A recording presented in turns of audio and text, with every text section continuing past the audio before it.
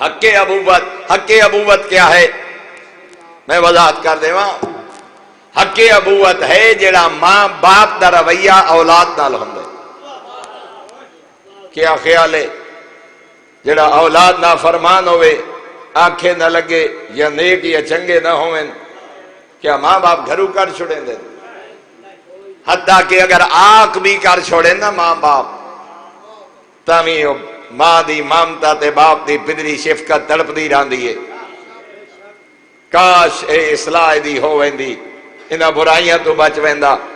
جیڑا نافرمان پتر ہوئے تھانے چلا جائے، جیل چلا جائے، کسے مقدمے چاہ جائے، وہ بیچارہ ضعیف بابا بھجدہ بدا ہوندے، سجنہ دشمنہ دی محنت کر کے کوشش بدا کریں ہوندے جو میرا بچہ جیل تو بچ جائے، سزا تو بچ جائے. ہاں جتنی بری اولاد ہوئے ماں باپ نہیں چھوڑیں دے، اصلاح بھی کریں دیں، ہمدردی کریں دیں.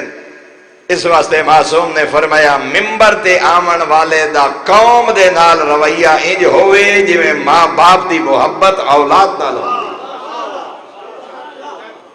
جتنا ماں باپ دے دل اللہ اکبر یا رسول اللہ علی اللہ.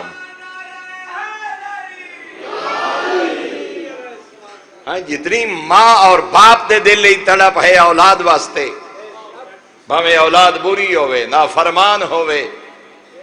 اور مجالس ہی تے ایسے لوگ بیٹھے ہوندے جنہاں دیاں تنہائیاں خدا جان دے، اور ممبر والے تو زیادہ نمازی، ممبر والے تو زیادہ تلاوت قرآن کرن والے، صاحبان ممبر تو زیادہ با اخلاق اور با کردار لوگ تیرے سامنے بیٹھے ہوندے، سارے مجمع دی توہین کرنا، ایسے ایسے جملے آکھنا جویں منکر ولایت ہیں تے سارے بے نماز ہیں تے دشمن دین ہیں.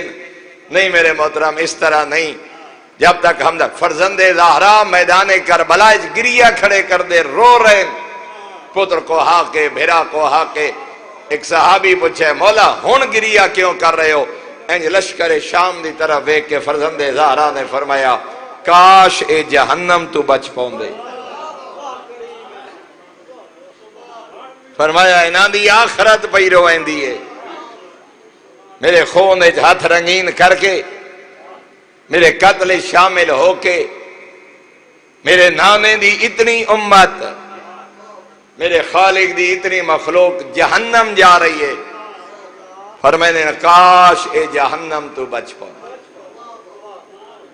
ہن پترا تے بھراواں دے قاتل، ہیں لشکر مقابل، لیکن آخرت دی فکر.